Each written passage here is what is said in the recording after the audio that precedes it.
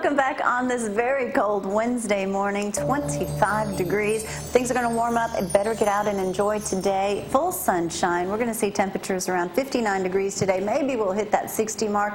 Low temperatures tonight of 31. Now tomorrow, look at your high, 34 degrees. That's it. 19 for that low. Watch those pipes from freezing. Jamie, our shower.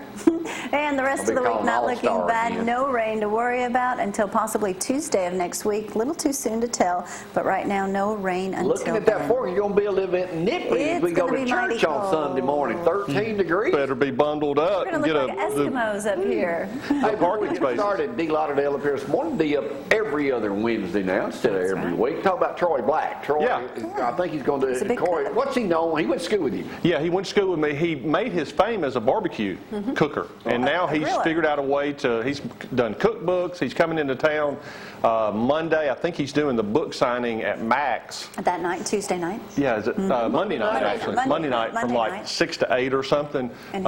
So I'm going to interview him on the podcast. He's a good guy. And he'll be, hopefully he's going to be up here on the show. We're trying to get him here Tuesday, and we're going to give away some of his books that he has too. Well, I'm supposed to talk to him today, so I'll tell him that. No, he did our show 8 years ago? 6, 7, 8 years ago. I mean, he travels. Thing is, I mean, it's a big deal. He's had some good things happen. I mean, he's ended up a way to make a living, and a pretty good living, doing it. Now, he stays on the road all the time. I don't know if he does the whole dragging the cooker around. You need to get with Chris Lilly, too, down at... Do you know him? Oh, yeah, I know him. He's done our show a couple times. I've been looking for a connection to get to talk to Chris. Chris Lilly has taken off with Bob Gibson. You know, they win everything. He's been on the Today Show. Ask him about his Maxim experience. Huh? Those Maxim magazine experiences that he went. Oh, really? But that was a lot of fun. If one of y'all got his phone number? I'm sure Jamie probably. I'm sure Jamie's got every phone number in the world. You can always call Big Bob Gibson to get it. Decatur. I just didn't know if I could get through to him or not, but Chris is one of those guys. Tell him I personally told you to give me a call. Good luck getting him now. He will shoot you to start him, won't Roy? Well, I mean, you know, but I try not to use it too much, Jamie, because then it's like I'm name dropping about the fact that I know you. Oh, you know him too? And people would go, yeah, Dee. You'll never get him now. Good job, Dee. You just can't keep. What is your subject today? I had a really interesting conversation last week. About me? No. Sadly, it wasn't about you. I mean, I don't know, how did I mess up and not bring up Jamie in something? Anyway, young guys, guys under 30 get a bad rap. That they're lazy, that all they want to do is play video games, that they just don't have any... You're 30 and playing video games? Oh, yeah. Some people making a killing at that. Yeah. Very few. Very few, but... Yeah. The 1 in a million. But every once in a while you run across a guy that's actually doing something, that's trying to make a difference. And I interviewed a guy named Will Anderson. He owns a company called Salem Town Skateboard Company in Nashville. He has gone in, and this part of Nashville is rough. It's kind of the northeast side of Nashville, really rough neighborhood. He moved in there, and this is a white guy, a Yankee, that moves in there and starts just being a part of the community, and he starts this company. They hand build skateboards, and he employs the guys who live in that neighborhood.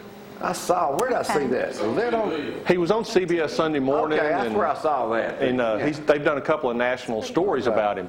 But it was a really cool conversation because he admits. In fact, one of the funniest lines in the whole interview was we were talking about how much he pays his employees, and he actually pays them more than minimum wage. And he said there are weeks when his employees get paid and he doesn't. Oh, I know how that goes. Is the skateboard industry still big? He said he sold a couple of thousand skateboards last year, and that was their second year in business, and his skateboards are anywhere from $200 to $300. Let's go back to that line you just made. Sometimes when employees get paid and the owners don't, looking around this room, I know a couple of companies probably go through that too. I ain't the only one suffering. Yeah, that's kind of the side of owning a business that nobody talks about. They think you guys are the ones getting rich, and they don't realize the owners are the last ones to get paid. You have to be. Yeah, you do. Things have to get purchased. So Will is all about trying to teach these young men how to be men. And instead of just talking about it or writing a blog post about it, he went out and started a business to do it. Whereas you wrote a book about it. Yeah, that's all I did was write a book about it, and I do a podcast about it. I might add too. It only has like 40 pages. That's all I did, but it really doesn't seem significant when you look at what Will is doing, especially because he's got a seminary degree. Really? Instead of going to work, yeah, his dad is the pastor of First Presbyterian Church in Daytona Beach. Of all places to pastor Daytona Beach. Well, now, you're preaching to the choir with me now, because now I am an ordained minister. Okay, easy now. Whoa. I have to know more. No, I am. You didn't know that? With $39.95 off the internet? No, Oh, it's it's a lot actually more like than 200 something. But I am officially an ordained minister. I didn't get the cheap degree. You went I went ahead and Did you get the doctorate then instead of just the standard no, one? you're Is that not a next? doctor. Can I I get would there? not allow Yeah, you can anyone to get you a call you doctorate, I'm Dr. sure. Try to get a Cooper. doctorate. If you can write the check, man, I'm sure somebody will give you a doctorate. We'll follow up with that. No, See we how it will goes. not. But I can do weddings now. My starting fee Wow. is $1,500. No, okay, that's why he's not doing any. Doing more than $1,500? What do you I charge way less than What do you that. usually get? It's usually $200 or $300. Yeah, $250 is Well, the typically starting it's range. free, I'm assuming. You know, did you really get your... Yes! He I got a Why? Why, I must ask? For this precious little girl that we just adore, she works at Stanfield's, Yeah, and Stanfield, great she's place getting to eat married around. November 1st, and Yeah. she needed someone to do it because Well, her favorite uncle She chose gets married not on to. Sunday afternoon at 5 o'clock, which rules out a lot of guess real who preachers. volunteered? Well, she kind of nominated Jamie for it, and she's like, well, you can get ordained on the internet. Well, lo and behold, there was a man behind us who Yeah, said, exactly how to do I it. did. Hey, Let me I tell told you him I'd how. have to counsel him. Do you that's scary need some enough. ideas for the ceremony of how to do the I I got ceremony? him a book. I got one that's got 2 or 3 different. Actually, it's probably We'll got more borrow like it. 10 different good ones in Good. there. Really? Yeah, I need to Yeah. borrow that. Damn, how many weddings I'll be doing. I'm making him read up on it. I said, now, Jamie, Next- this is Don't a even serious ask the next thing. question you're thinking about asking. What was my next question? Am I going to do same-sex marriages? Oh, no. As of right now, no. No. As of Regal, right that now, answers your question. He's Unless not they got doing it. $1,500. unless they got $1,500. No one's gonna pay No, you I was just wondering when Dusty was going to let you preach. He's not. It scared You me. could be speaking at the next men's conference, I Jamie. spoke he at the did last one. that. This time, they actually let him on stage and gave him a Didn't they, Roy? microphone. Why would anybody give you a microphone? On stage. That's what I was wondering. But, by the way, I'll have I video wasn't of that there coming to up warn too them. when I get my DVD today or tomorrow. Oh my gosh, that's funny. You just got me all. We need to start a church. That's what me and you need to do together. No. Whoa. What do you think about that, Jamie Cooper? God has I'm good all aim. for it. I'm safe. He's going to zap both of you sitting right here. Hey, God will I've done that before. I know how to do it. I've already done one. Ours So have to be on TV. we could do both. What would We've be wrong done with one that? on TV. How'd that go? You can be Ernest Ainsley. He's still alive. You Yeah. know that? He's 90-something years old. Getting sued. Thanks. Yeah. Fondling people, hitting them in the head. That'd be you at 89. Oh man, Jamie, you could have, if you had asked me of the most 1,000 outlandish questions. thing I was ever going to hear today from you on the show, you being an ordained minister would not be anywhere Wonders on the. never cease to not to be amaze you, do not to do it. And Never put never anything cease. past me. No kidding. oh, I know better. Anyway, back to what I was talking Wayne White about. can do now to contain me in Sunday school class. I hope we're still allowed in Sunday school class. She Does he have opinions during Sunday school class? Oh, yes, he does. A lot of times I'm elbowing him, but sometimes I'm like, run with it. Go for Just it. let I him told go. Wayne, I said, Let him Wayne, go. you the one that kept wanting me to come in here. Yeah, I think anybody that gets you in there and then complains that you talk, that's Oh, like, he ain't complaining. oh, okay. Oh, he ain't complaining. It's everybody else in the class. It's Don never invited me to his class. He's not complaining that you know He didn't of. invite me either.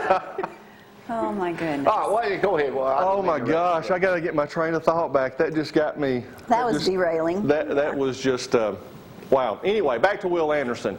What I loved about it was, because it's something that came up with me, when I quit working at a church and went back in the business world, You actually have a job now? Yeah. I do. I know you don't believe that, but I actually do have a How job. could you have that much free time to go interview 4 or 5 people a week for an hour at a time? Well, Somewhat you know, like his I do job. that for a living and I still don't do it. pardon me. The thing that got me out of it, what came out of it was when I left the church world and went back into the Real business world, people said, well, you're not in ministry anymore. And I said, yeah, I am. I'm probably more in ministry now than I've ever been, because when you work in a church, you get in this little cocoon that you really don't understand a lot of times about other things that are going on because you're just not focused on that. And that's what Will... And you delegate so much. Everybody else takes care of a lot of things. You do. And one of the things that I really liked about Will was he was actually doing something. He was actually investing in these people's lives. But here was the thing that he said that I wanted to leave everybody with. And I'm the world's worst about this, about saying the reason that these inner city kids are messed up is because they won't get a job. What he has learned is a 16 or 17-year-old is competing with their dad for the same job. Same recognition, same status. The same job at McDonald's, because they don't have a history and a heritage of being taught how to do these kinds of things. And that was just an amazing thing to hear to me, especially because he's actually lived it, and it's not theory. He's been there for 3 years living. You know what Richard Sherman's dad does, one of the stars of the Seattle Seahawks, the defensive back? You know what his dad still does to this day? What? Makes $9 or something an hour and drives a garbage truck. I did not know that. He must Gets love up it. at like 3 in the morning. He must love it. Good for him. Do you think kids are like that because they just think they're expected to walk in dad's shoes, or they just want to get there like that and don't want to actually put the work in to get to where dad is now? What's happened with these inner city kids is part of what we know how to work is passed down just by observation and expectations and the fact that that's just what you do. These folks are in a cycle of poverty that you got to figure out a way to break it. To get out of the cycle. To be able to do it to what's expected. You know, the expectations, not only the expectations are what is possible. What's available for you to take. What is really possible for them to do in their lives. So I always wondered if you're working in a city that there's absolutely nothing there for you and everyone goes through the same motion and winds up with nothing. Move, leave, get out of that situation. But you have no money to leave. But you got to have the mindset that that's possible. I mean, this goes all the way back. Can't be worse than where you are now. But if you've just never been exposed to the fact that there's a possible something else. There's always something else out there. You know that, but... I've lived it. Right. But these kids